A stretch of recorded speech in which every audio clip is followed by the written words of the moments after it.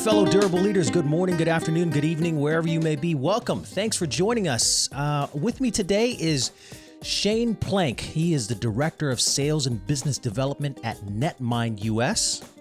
Netmind they're more than just course facilitators. Netmind is a full stack of training and consultative services for organizations looking to do transformations. If you're looking to learn more about the agile method or digital innovation, project management, Netmind works with you and your organization to diagnose your true business needs, design the right package, and deliver your custom solutions. Shane, thanks for joining me today.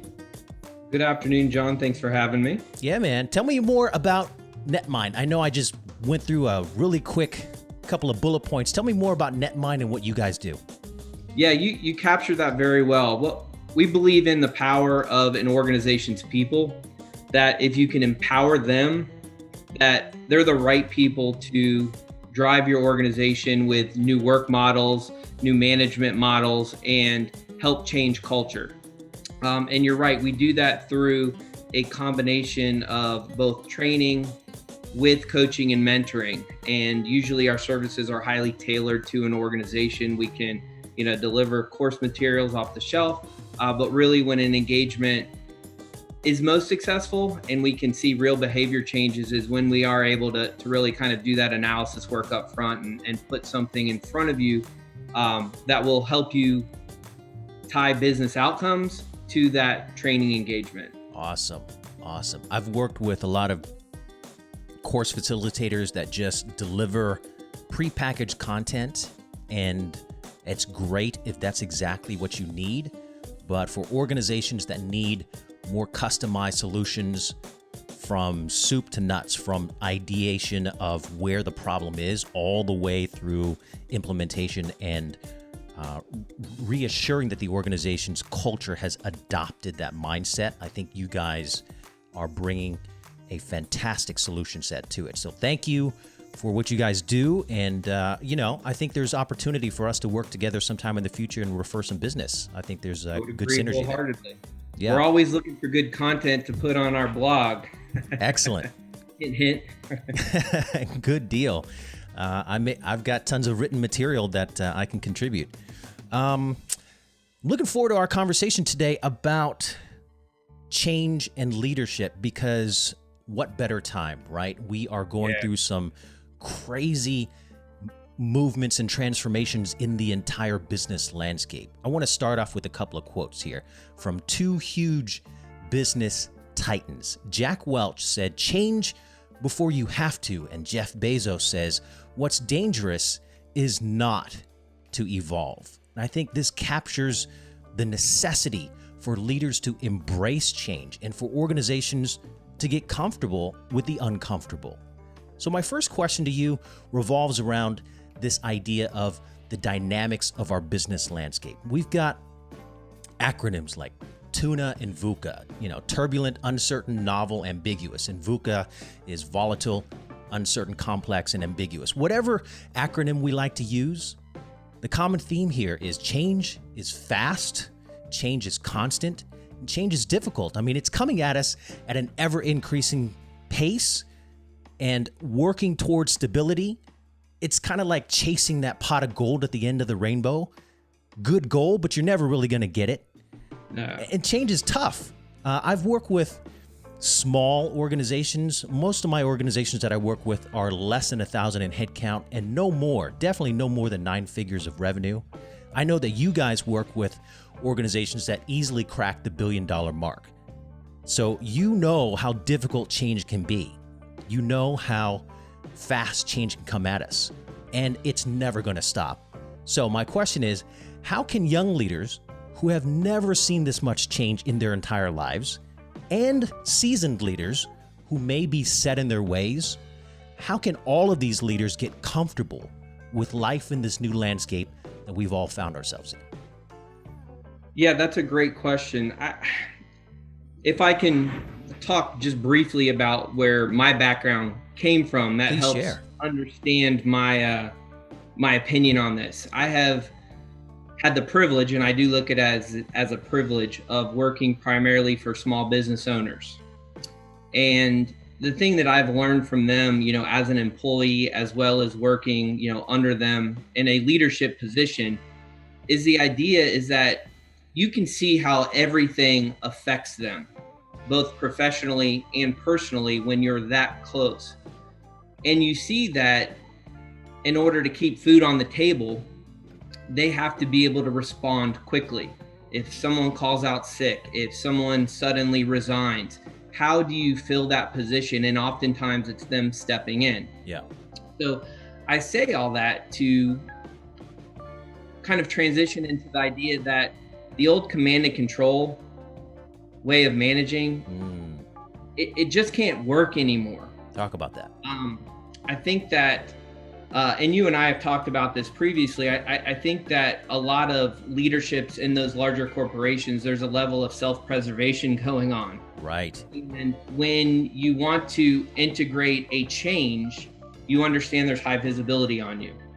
And so it's really critical to not hamper people's creativity, to encourage collaboration, and really kind of adjust to that idea of servant leadership. And I've always found it funny that servant leadership is a big topic today because of what I said earlier, working with small business owners.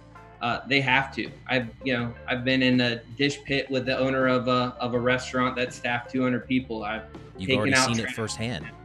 Yeah. And so I think that if businesses, the leaders of those business, focus more on their internal people, and listen to their ideas and give them opportunities to share creative ideas, I think it allows for some really interesting conversations that people will feel more encouraged to continue to contribute and evolve. And some great things can happen when you have those conversations going across all layers of the organization. Excellent. I love those thoughts. Treating that business as if you are there to give to the organization. I love that idea. Yeah. That brings us into our second point, the speed at which organizations go from decision to execution these days. It's blazingly fast, despite how difficult it is to work in a bureaucracy. It's still blazingly fast, and it always amazes me how quickly organizations can execute these days. Enabling that speed has been innovations in org structures. Now, I spend a portion of my consulting service advising executives on how their org structures impact that decision to execution chain. Here's what I'm convinced of. Like you just said in the previous question, in your previous response, centralized org structures will soon go extinct. I'm convinced of it. I think you are too. So, knowing that, what do you see as the key success factors for organizations that want to evolve into a structure that empowers more fluid and decentralized decision-making?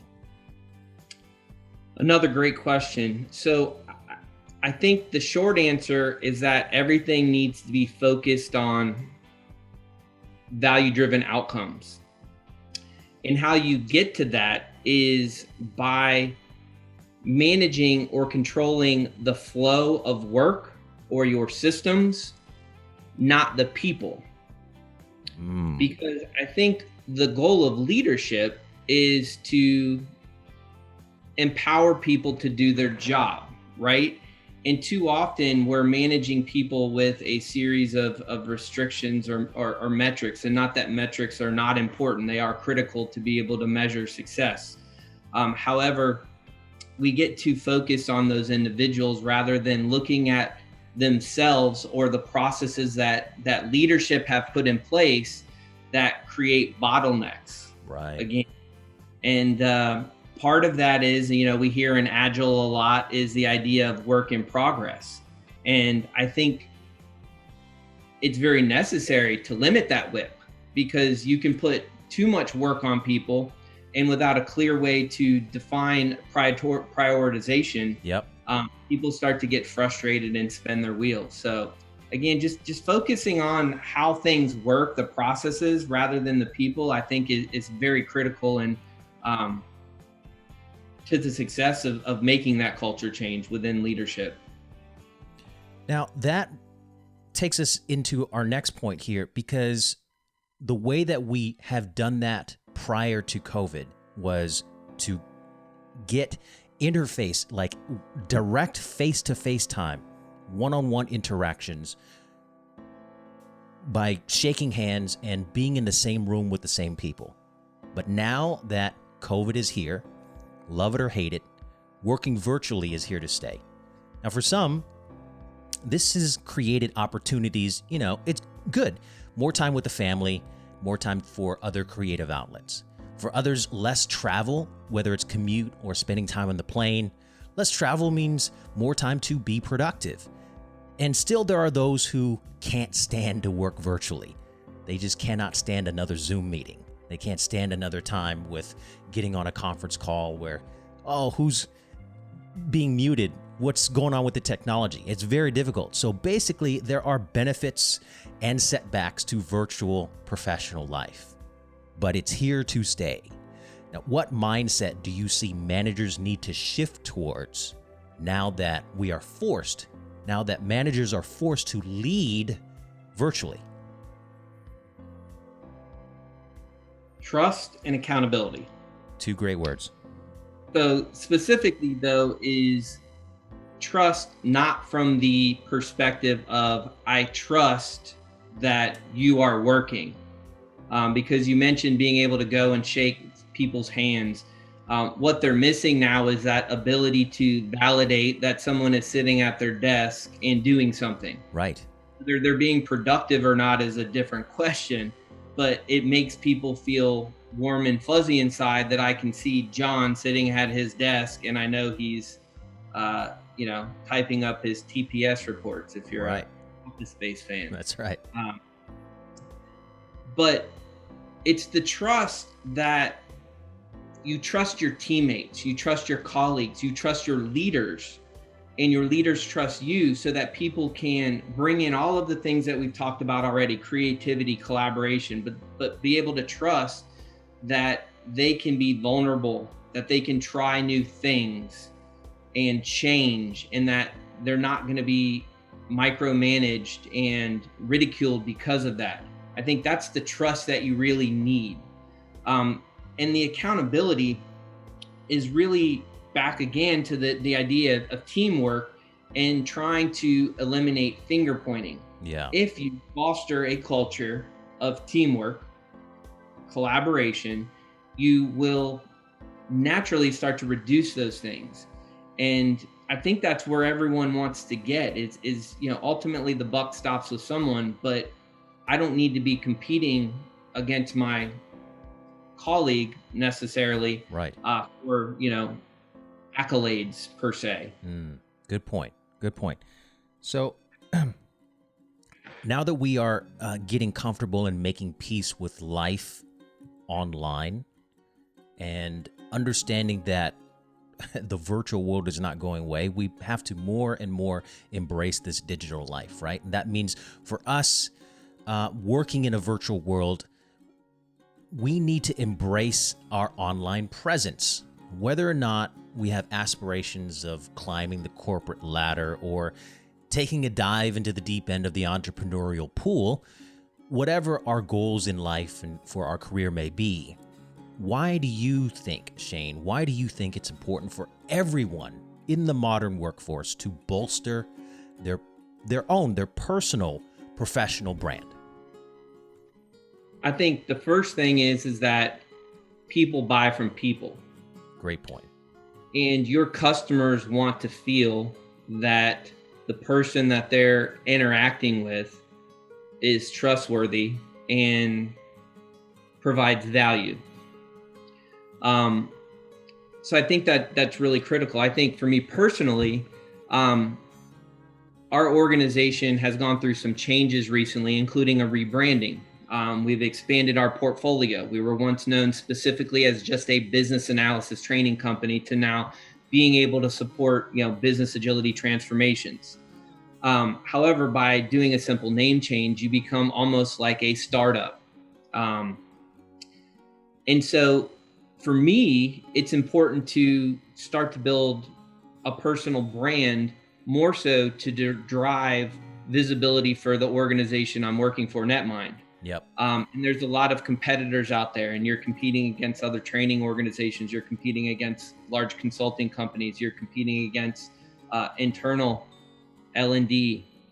So there's a lot of messages out there. And what I want to do and what our organization wants to do is to just kind of show that we have a unique perspective on things. Right. And although there may be lots of people sharing information in kind of the similar domain, that we're able to analyze it and put our own creative spin on it. And that, if a need arises, you'll hopefully value what we've shared and reach out and learn more. You're giving first, adding value to the community, and creating that trust in others, in your potential customers. Whether or not they actually become a customer is irrelevant, because the trust is paramount for you. I believe so. I believe trust I think that's the most critical aspect of anything when you're dealing with sales and marketing, or consulting or anything where you are getting intimate behind the scenes knowledge of what an organization's doing. They need to trust you. Couldn't agree more, Shane. Couldn't agree more. We're coming up on our time here, so let me wrap up with this last question. We've hopped into the DeLorean and we've gone back in time, and we are now at the day after your college graduation. Tell me what you would tell your younger self about leadership, whether that's in business or in life.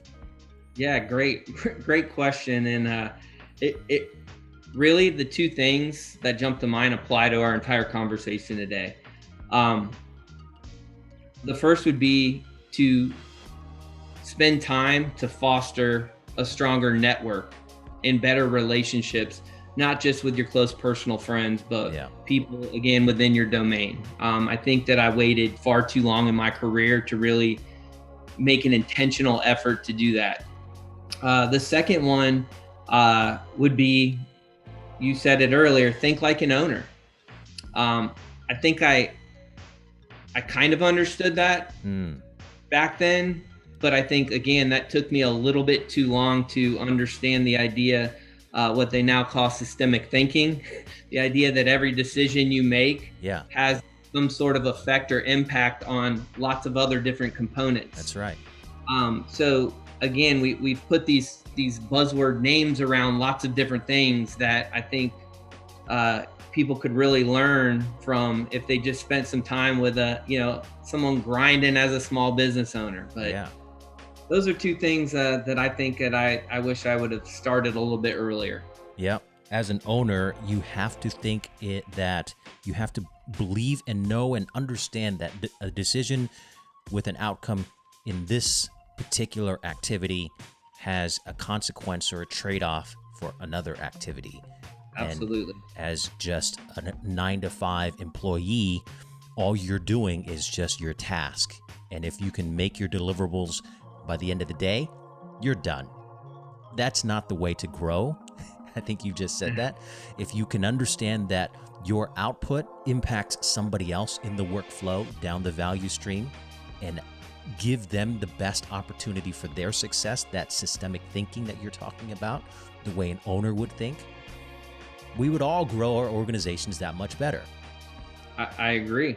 Heck, we'd have better relationships outside of it if we, learn to realize what we do truly does affect lots of others.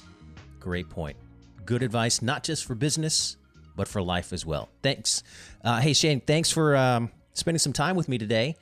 You guys, you need to get in contact with Shane. He's a great guy. Reach out to him on LinkedIn. I will put his LinkedIn profile down in the description below, so reach out to him and get in touch with him and Netmind. If you are looking for an organization that can deliver not just course material, but customized training solutions for your organizational transformations, give Shane and Netmind a call. Thanks, guys. Thanks, John, Shane. Appreciate your time. Thanks a lot.